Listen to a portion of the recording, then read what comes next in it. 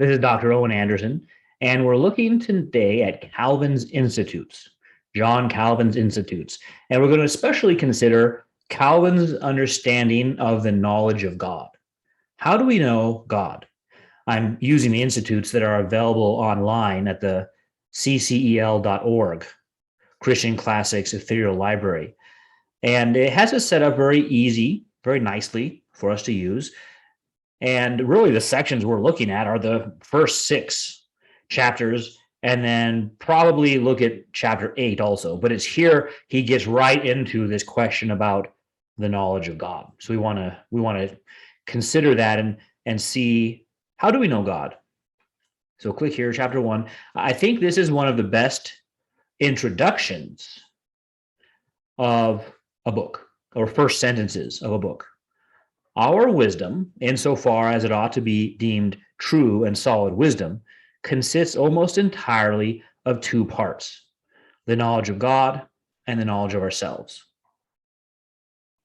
So he uses this term wisdom is different than knowledge, but you don't have wisdom if you don't have knowledge of God and yourself. Now, I think that sounds right, but we want to see how well he does proving that.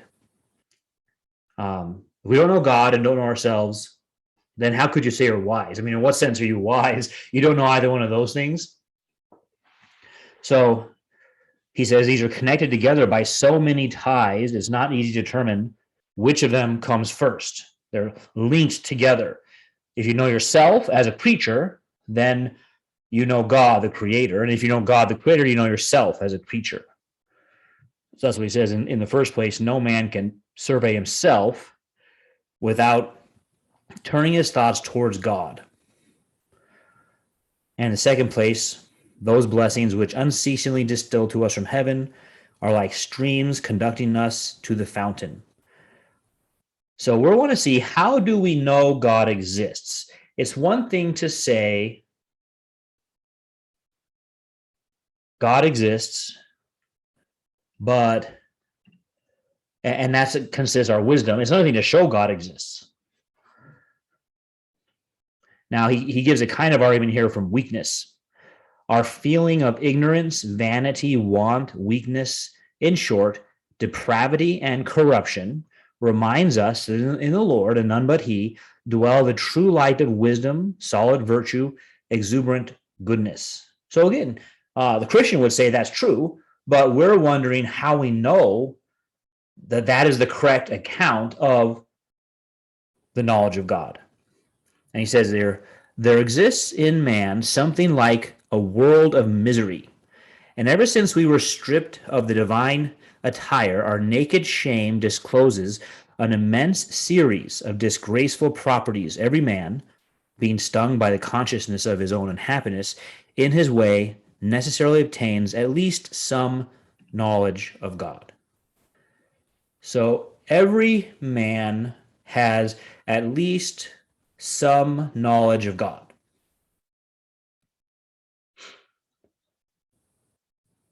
What's the knowledge of God consist in? Here we're thinking of knowledge this way. When you have knowledge, you believe something like God is real, and what you believe is true.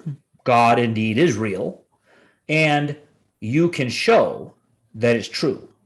Otherwise, what you have is a true opinion, but you don't know why it's true. So for it to be knowledge, you believe something, and it's true, and you can show it's true. I don't think Calvin's using the word knowledge here this way. I think we're going to find that he's using it more non-cognitively, meaning as a sense. Everyone has a sense of the divine.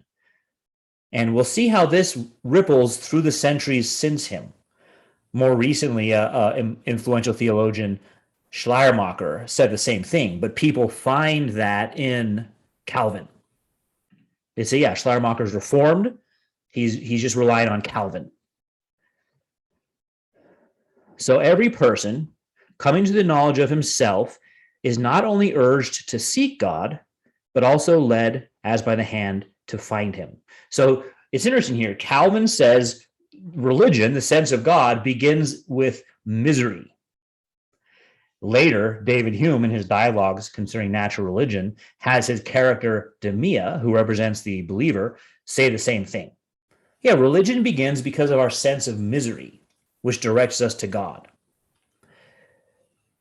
All right, now part two. On the other hand, it's evident that man never attains to a true self-knowledge until he has previously contemplated the face of God.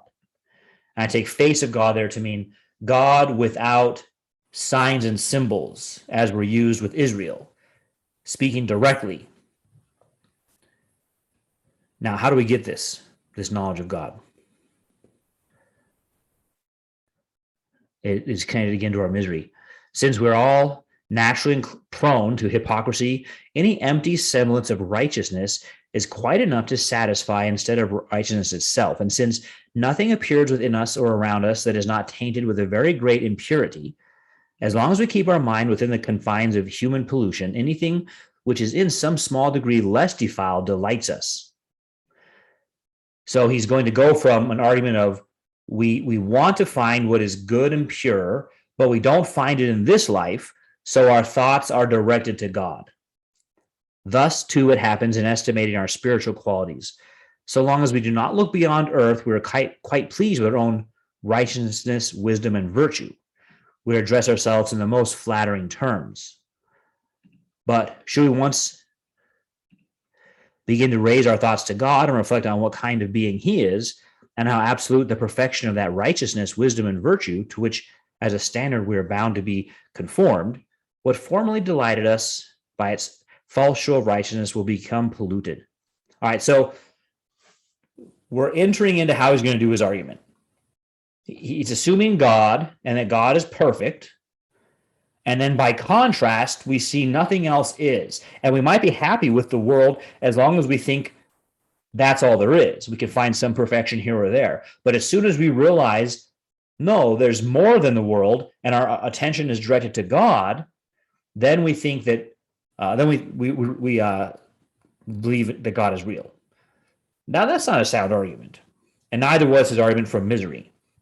So far, Calvin correctly is starting off by saying the most important things are the knowledge of God and the knowledge of the self, and those are intertwined, but he's not yet giving us an argument to show God is real. Let's keep going and maybe we'll find it. Hence, the dread and amazement with which Scripture uniformly relates, holy men were struck and overwhelmed whenever they beheld the presence of God. And then he gives some examples.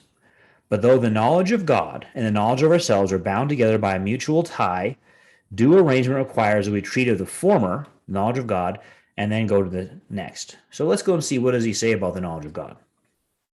What is it to know God? He's going to define it right away. By the knowledge of God, I understand that by which we not only conceive that there is some God, but also apprehend what it is for our interest and conducive to his glory, what in short it is befitting to know concerning him. All right, so not just that God is real, but the nature of God. What should we know about God?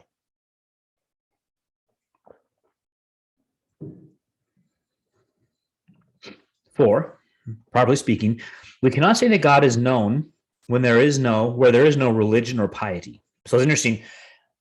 If someone says they know God, but it doesn't change their life to being pious, then they don't really know God.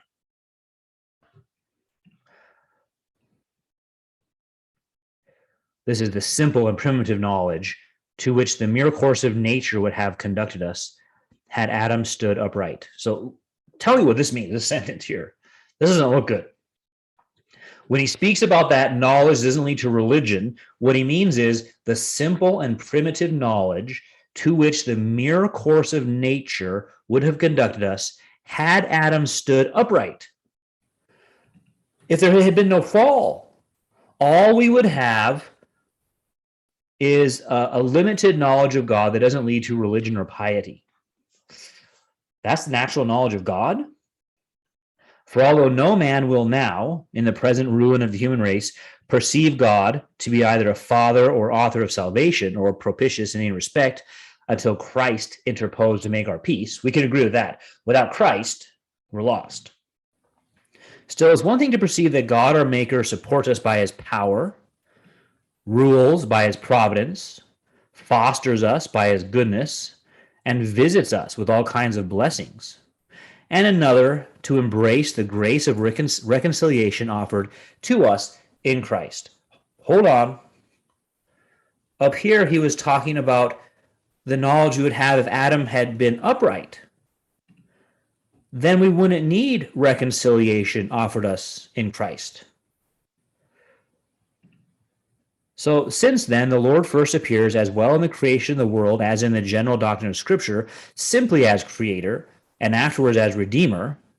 A twofold knowledge of him arises. Of these, the former is now to be considered God as Creator. Now, we could agree there's God as Redeemer and Creator, but perhaps the way he's dividing these is going to end up in some problems. Let's look and see.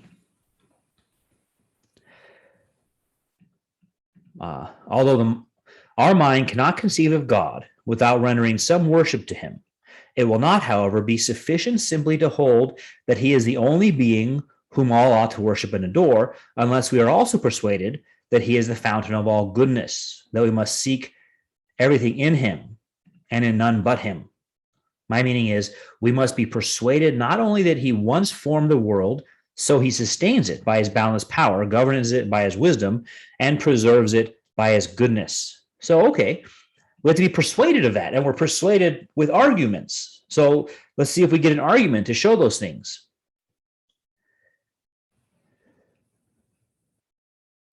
And this sense, though, he switches back to a sense now. For this sense of the divine perfections is the proper master to teach us piety, out of which religion springs. Religion comes out of piety, which is taught to us by a sense. What if someone else says they have a different sense? At his time, he should be familiar enough with the world religions to know this, but all the more so at our time. This is like saying, yeah, everyone just begins with a sense that my religion's true. Their problem is if they'll live it out or not. But they all know it's true. Well, no, they don't. Well, why do you think that? Maybe they think a different religion's true, a different view of God. No God at all. So again, he goes back to feeling here. Until men feel they owe everything to God, that they're cherished by his paternal care, and that he is the author of all their blessings, so that naught is to be looked for away from him, they will never submit to him in voluntary obedience. So he has two parts going on now. A sense or feeling and the will. But there's a third thing, which is the intellect, the beliefs. And we haven't yet got an argument to satisfy that yet. We've got to appeal to two things for senses, a feeling of misery and the sense of piety. But both of those could be directed to something besides God. They could be directed to other religious beliefs. So let's keep going to see what argument we get here. Those, therefore, who, in considering this question, propose to inquire what the essence of God is, only delude us with frigid speculations, it being much more our interest to show what kind of being God is and what things are agreeable to his nature. So let's see, how does he distinguish those two? The essence of God, it sounds like he's referencing the Thomists and Aristotelians there. For of what use is it to join Epicurus in acknowledging some God who has cast off care of the world and only delights himself in ease? What avails us, in short, to know a God with whom we have nothing to do? The effect of our knowledge ought rather to be first to teach us reverence and fear. You say, okay, fear of the Lord is the beginning of wisdom. And that's the first place to start. And second, to induce us under its guidance and teaching to ask every good thing from him. So it should teach us what is good. For how can the idea of God enter your mind without instantly giving rise to the thought that since you are his workmanship, you are bound by the very law of creation to submit to his authority, that your life is due to him, that whatever you ought to have, that whatever you do ought to have reference to him. So once you concede God the creator, those things follow. That's a good example of how the intellect works. When you have a belief, things are entailed from it, but we still want to know how we know that first belief is true. For, first of all, the pious mind does not devise for itself any kind of God, but looks alone to the one true God. Sure, of course, but everybody thinks that about their God, right? That that's the true God. Nor is it feign for him any character it pleases, but is contented to have him in the character in which he manifests himself, always guarding, with the utmost diligence against transgressing his will. All right. He, by whom God is thus known, perceiving how he governs all things, confides in him as his guardian and protector. So it's interesting how God is thus known, perceiving. He has at least switches in between the intellect and the senses, and almost moving between them as if they're the same thing. Persuaded that he's good and merciful because of the sense or the perception, perceiving him to be the source of every blessing, and therefore persuaded that he's good. Such is pure and genuine religion. All right, so he contrasts it with Epicurus, who says, where'd Epicurus go here? Is that back up higher? All right. That he says a couple of things. He talked about God, but he says, yeah, God or the gods have nothing to do with us. They spend their life in their own concerns. And it's really a development of what Aristotle said about God. God's involved in perfect self-contemplation, not even aware of us. So Calvin points out, look, if that's what God is, then what's the point, right? The person who wants to worship God recognizes that God does care for us and take care of us. But that's not an argument to show it's true. That's just a contrast between Epicurus and the theist. But how do we know if Epicurus is wrong? What Epicurus said is this. Also, he believed in the atomic theory. Only atoms and the void exist. There is no God and there is no soul. Can we show that that's false with an argument? Or just these appeals to the inner sense? All right, so and then he says this. He said earlier, everyone knows God in some sense. And here he says, all men promiscuously do homage to God, but very few truly reverence him. Sincerity of heart is rare. I wonder, is it rare or extinct? He spoke earlier about the depravity of man. Isn't it really completely extinct? All right, so far, we're into part 3 now, the knowledge of God naturally implanted in the human mind. In parts 1 and 2, we had some things stated that we might agree with, but we didn't have arguments. We're still waiting for an argument to show that theism is true and not just appeals to the inner senses. But it's interesting to see how, as you go through this, if you know anything about Reformed history since his time, this is just the beginning. This is just the seed in seed form, what you read later in other Reformed thinkers, especially thinking all the way down to Thomas Reed, or in the previous century, Van Til or Plantinga.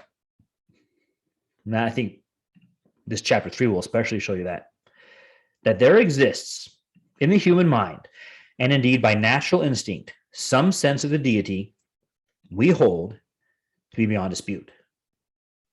Since God himself, to prevent any man from pretending ignorance, has endued all men with some idea of his Godhead. The memory, not a memory here it was an instinct, of which he constantly renews and occasionally enlarges, that all to a man being aware there is a God and that he is their maker may be condemned by their own conscience when they neither worship him nor consecrate their lives to his service. Okay, that was a lot. That's a long sentence. Let me get a cup of coffee. Let me get a sip of coffee real quick before we go on. That needed some coffee to collect my thoughts after that one. Each comma is a section that poses a problem.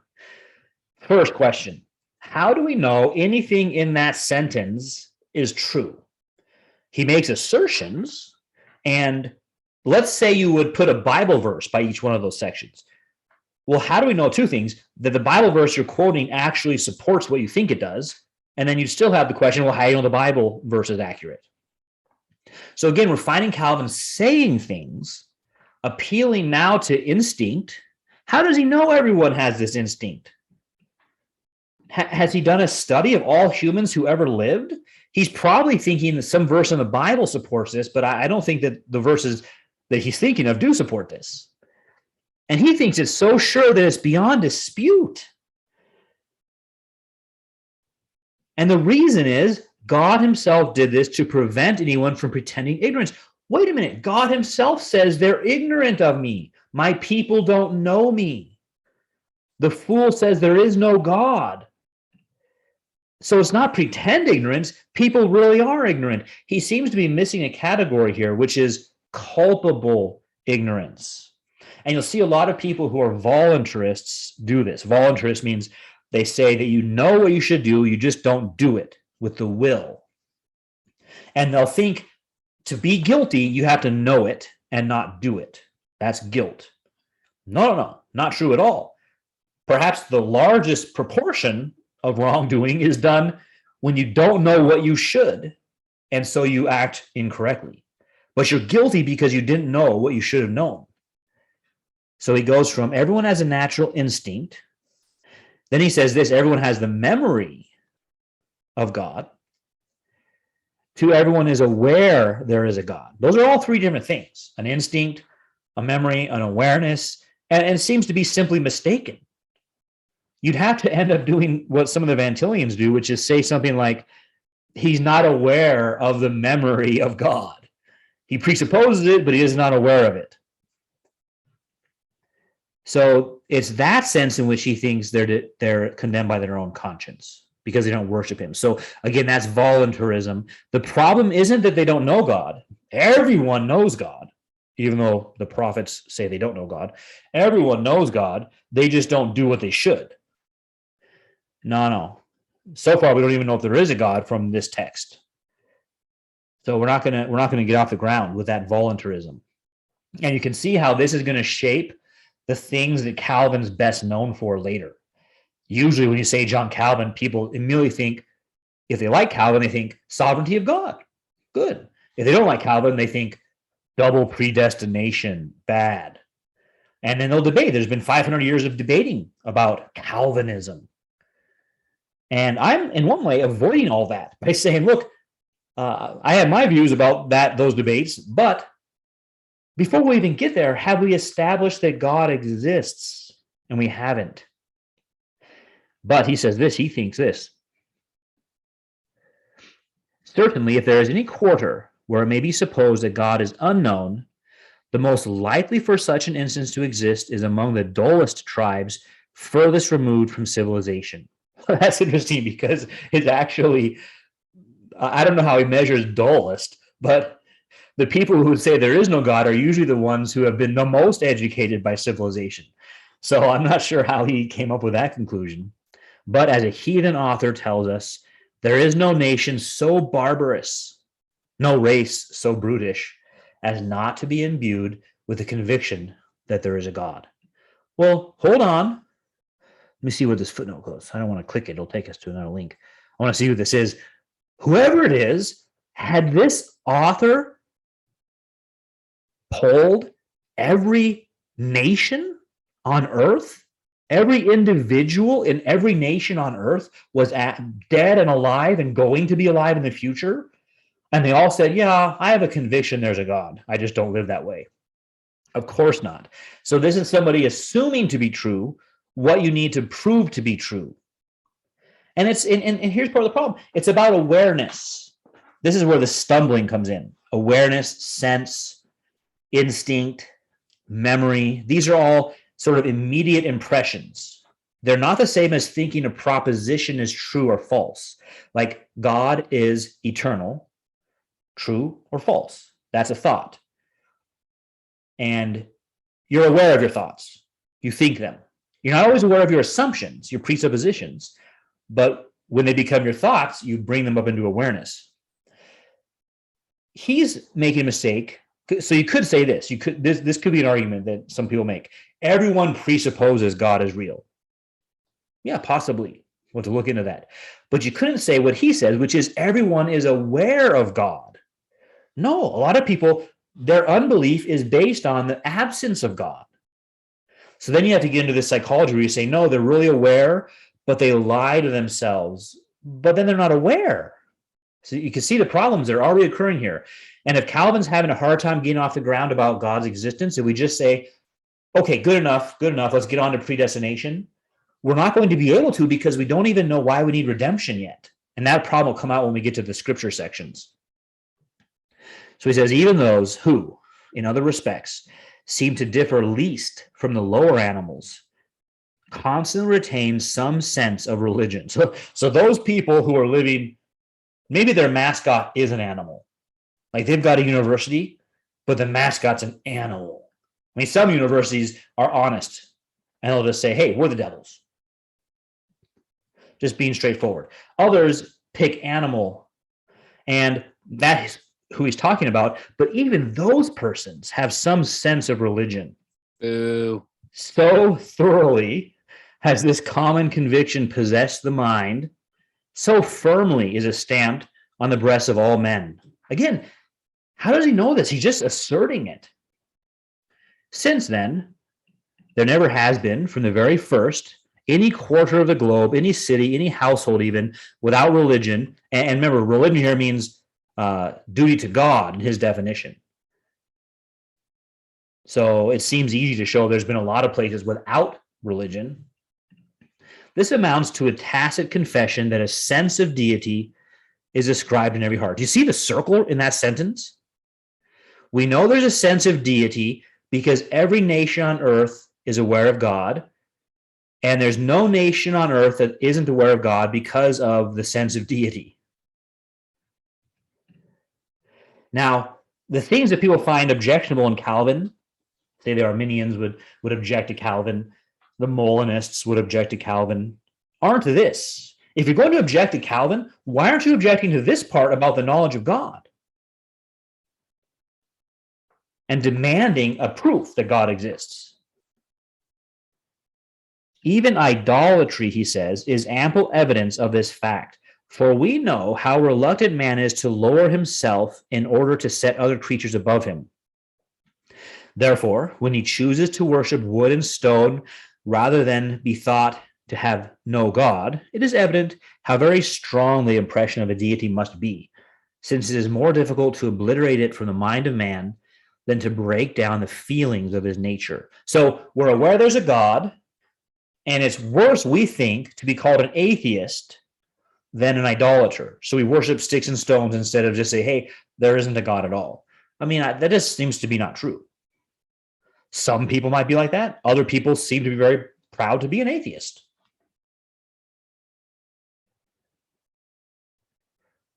But when that's broken down, when in opposition to his natural haughtiness, and it's interesting to try to have it both ways. We're naturally depraved, naturally haughty, we're naturally aware of God. It would seem that our natural depravity puts us in unbelief. But so when that natural haughtiness is broken down, mankind spontaneously humbles himself before the meanest object as an act of reverence to God. All right, let's keep going here. This is the section where we're going to get a proof if there is one. It is most absurd, therefore, to maintain, as some do, that religion was devised by the cunning and craft of a few individuals as a means of keeping the body of people in due subjection. That's funny, right? That's Karl Marx, 3 centuries later. Well, I thought Marx and Freud invented that. No, people have been saying that for a long time.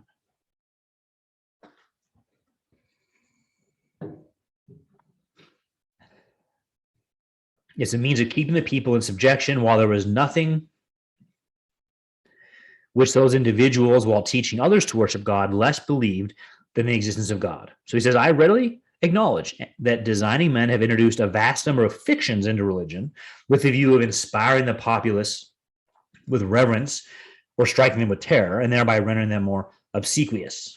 But they never could have succeeded in this had the minds of men not been previously imbued with the uniform belief in God. So they're manipulating something that exists, namely belief in God,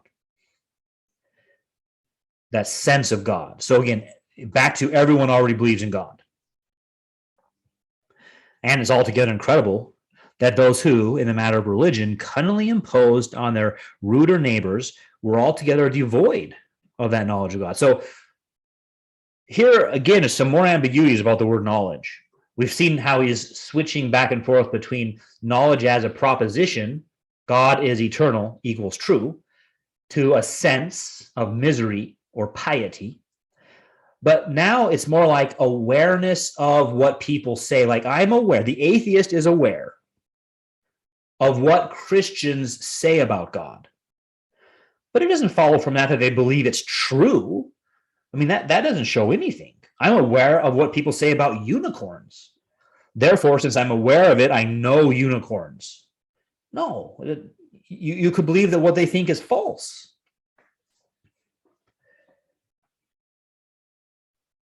And so he looks at an example in Caligula, Caesar Caligula. None showed greater dread when any indication of divine wrath was manifested.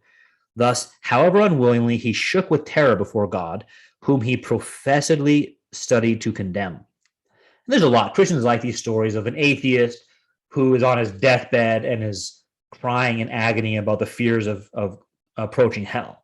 Like, that's a proof of something. I mean, that doesn't prove anything one way or the other. It's an interesting story, but doesn't prove anything. The most audacious despisers of God is the most easily disturbed, trembling at the sound of a falling leaf. I mean, some might be, some might not be. So everyone has this conviction of God. Even the wicked themselves, therefore, are an example of the fact that some idea of God has always existed in every human mind. I mean, again, these proofs are simply circular, but now he's also switched from knowledge to an idea. Everyone could have an idea, say, of unicorns, but not have knowledge of unicorns because unicorns aren't real. So what is this idea of God? What exactly is God? Is it this is a higher power than us? Is it infinite power? So we still haven't seen this fleshed out. Now, we in our mind might fill this in while we're reading because you say, well, I have a Christian background or I have a Reformed background, so he must mean this or this. Sure, but just imagine just approaching this text without doing that. You're not here finding anything giving you an argument that there is a God that this person speaks of. Say you come at it, you're a Taoist, and you say, okay, I want to figure out what the Christians believe. And you start reading this. Well, you would have no argument yet to abandon the Tao and accept theism. He's telling you everyone believes in God deep down, and the Taoist says, no, everyone knows about the Tao deep down.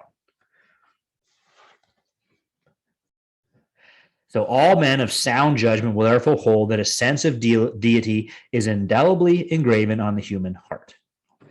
I'm not even sure what that means. All men of sound judgment, it's like saying this, every smart person agrees with me. Well, I don't want to be thought of as a dumb person, so yeah, I agree with you. And engraven on the human heart, again, everyone has an idea of triangleness.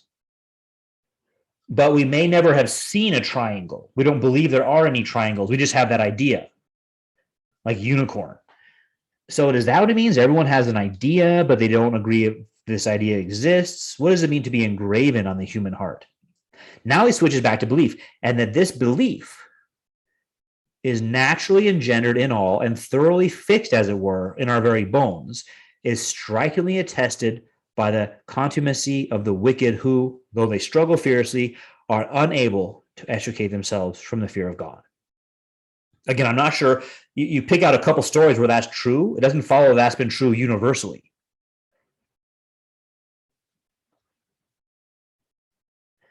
Goes over Diagoras, Cicero.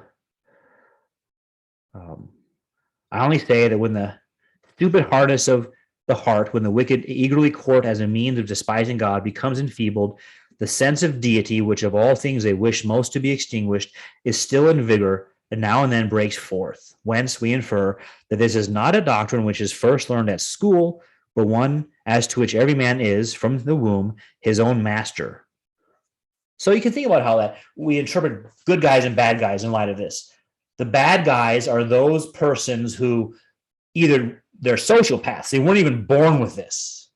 People love stories about sociopaths, or they have it, but they have a weak will and can't do it. Instead of saying, no, in both cases, whether they have a sense of the deity or not really doesn't matter. The question is, what do they believe is true or false? So if we're all born and live for the express purpose of learning to know God, and if the knowledge of God, insofar as it fails to produce this effect, is fleeting and vain, it is clear that all those who do not direct the whole thoughts and actions of their lives to this end fail to fulfill the law of their being. Okay, again, there's a lot of true things he says in these sections. It's just that we need to know the proof that they're true, not if someone who's already a Christian would agree with this, but how do we know it's even true? So wait a minute. It is clear, it's interesting, he likes to use that phrase, it is clear that all those who do not direct the whole of their thoughts and actions to this end fail to fulfill the law of their being. Yes, but why? Again, it's a kind of voluntarist drift, meaning they know it, but don't do it. Instead of saying no, they don't direct their whole thoughts and actions that way because they believe God is a fiction and they believe something else to be reality. Now, his use of Plato is interesting here, and it compounds the problem of what he means by God. For it is the very thing which Plato meant when he taught, as he often does, that the chief good of the soul consists in a resemblance to God, when, by means of knowing him, she is wholly transformed into him. Now, Plato's view of God is called the demiurge.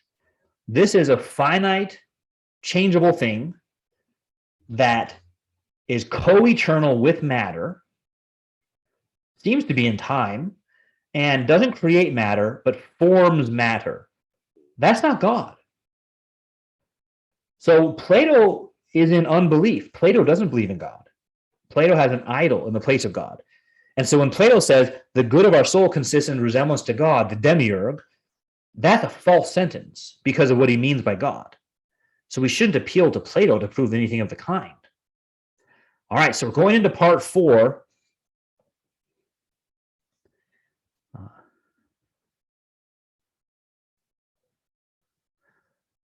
And got some questions. Now, the knowledge of God stifled or corrupted ignorantly or maliciously. We don't yet know, just from Calvin, if God even exists, or if God does exist, what God is. It's no good to say everyone believes in God, they just disagree about the nature of God. Well, yeah, then, I mean, those aren't separable. Like, those are really different things then. It's like everyone believes in Professor Anderson, they just think Professor Anderson is a different person. They think that guy's Professor Anderson or that guy. Well, no, then they don't all believe in Professor Anderson. So the meaning of the term is what's important for us. So let's see. Though experience testifies that the seed of religion is divinely sown in all. Again, do you see the circularity here? The circle? It's not a normal circle. It's more like a freaky circle. Religion's real because God put that in our hearts, and we know God exists because religion's in our hearts. But scarcely 1 in 100 cherishes it in his heart. Well, hold on. If total depravity is true, no one cherishes it in his heart. None seek, none understand, none do what is right, we're told in Romans chapter 3. While some lose themselves in superstitious observances, and others of set purpose wickedly revolt from God, the result is that, in regard to the true knowledge of him, all are so degenerate that in no part of the world can genuine godliness be found. So they don't have true knowledge of him. Here he's going to get into these. Instead of just saying they're in unbelief.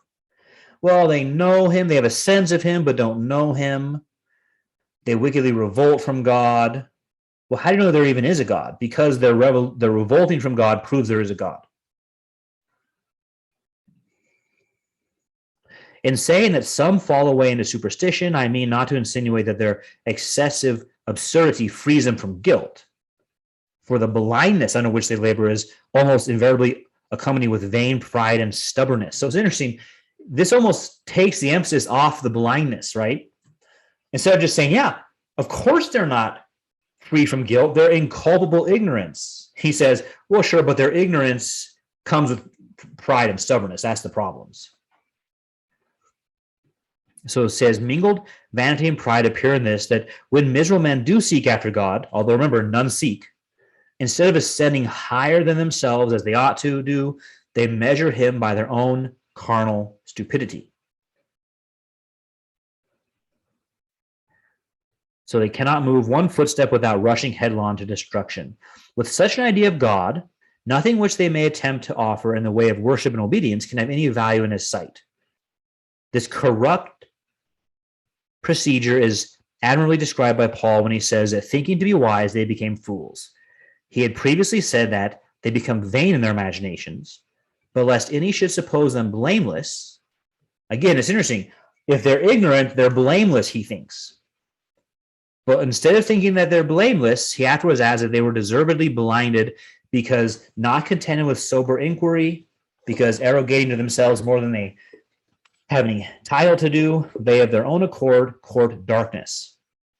So again, it has to be that they, in his setup, they have to know it's darkness to be guilty. Instead of saying, no, the blindness is guilt. They should know it. They're culpably ignorant. So the expression of David, I mentioned this earlier, here he is, Psalms 14 and 53, the fool says in his heart there is no God, is primarily applied to those who, as will shortly further appear, stifle the light of nature. First, this is good, light of nature. That deserves a sip of coffee. And intentionally stupefy themselves. Okay, so again, it must be intentional voluntarism. It can't be due to culpable ignorance. Stifle the light of nature, reason. We would wish that he would develop that more. We may see, after they become hardened in a daring course of sin, madly banishing all remembrance of God, though spontaneously suggested to them from within by natural sense. To show how detestable this madness is, the psalmist introduces them as distinctly denying there is a God. Because although they do not disown his essence, they rob him of his justice and providence and represent him as sitting idly in heaven. Now, there is that. I've called that the Biblical Atheist. And I've said that's different than the Epicurean atheist who says there is only atoms in the void. But there are Epicurean atheists, not only the kind of person who says, sure, God's up there far away. He doesn't care about us. There are those who say, no, there's no spirit of any kind. There's only matter. And someone could say, oh, that's just obviously false. No, you're imposing your standards and saying they're obvious. You don't have knowledge. He does notice this, though, as a just punishment of the wicked, after they've closed their own eyes, God makes their hearts dull and heavy. So again, they had to know its darkness and accept it, and then God makes their hearts dull and heavy. Instead of even the closing of the eyes, even the darkened mind is the punishment of God.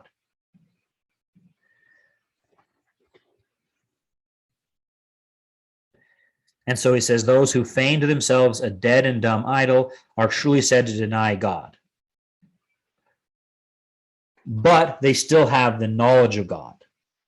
And we know that because God put the knowledge of God in all of us. And the fact that we all have the knowledge of God proves God exists. You see the circularity? He hasn't yet given us an argument to show God is real.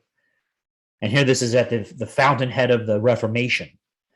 And so we're looking at this, we're hoping for an argument, not getting one yet. We're getting a lot of assertions, many of which we might agree with, but not an argument that's going to show that this is knowledge.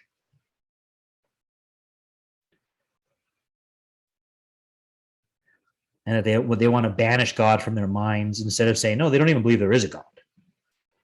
They believe something else. And then in this way, the vain pretext which many employ to clothe their superstition is overthrown. They deem it enough they have some kind of zeal for religion, as if that's enough, and they don't have to conform religion to the will of God. that he can never deny himself and be metamorphized to each individual's caprice. So here it's getting to God is the one who determines how he is to be worshipped. True. We could agree with that. We still haven't given an argument to show God exists yet.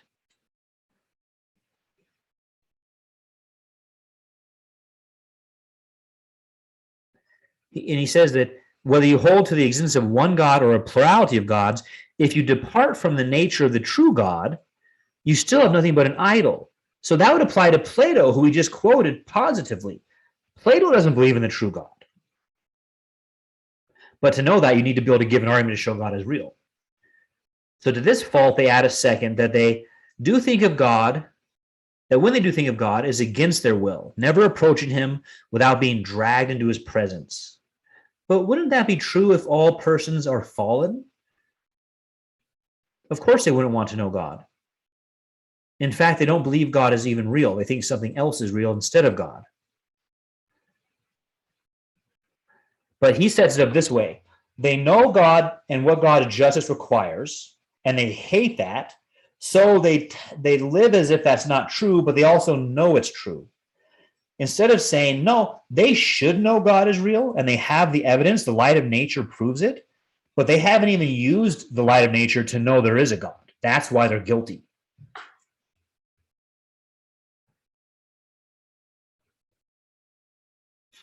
So he goes into a little bit about the hypocrite and to those who falsely use religion, but for our purposes, that's not getting to what we need. Still, however, the conviction that there is some deity continues to exist, like a plant which can never be completely eradicated, though so corrupt that it not only capable of producing the worst of fruit. Nay, we have still stronger evidence of the proposition from which I now contend, that a sense of deity is naturally engraven on the human heart in the fact that the very reprobate are forced to acknowledge it. When at their ease, they can jest about God and talk pertly and loquaciously in disparagement of his power, but should despair from any cause overtake them, it will stimulate them to seek him and dictate ejaculatory prayers, proving that they were not entirely ignorant of God. So the idea that there's no atheist in the foxhole. As soon as an atheist is talking big about how there is no God, and then troubles come up and the word, please help me, God, just comes out of their mouth. Well, again, that only proves psychological programming from youth. That doesn't prove God is real. It's like saying everyone has the idea of outer space aliens. Therefore, outer space aliens are real because they planted that idea in us when we were evolving. They visited Earth when we were in our infant stages of evolution, put their idea in our DNA and left. And so now we think of aliens. Well, no one would accept that as a sound argument. You'd have to give actual proof. And the same thing goes here. We've had a lot of assertions, but no proof. Now, having done that, let's turn next to why he thinks we need scripture and redemption.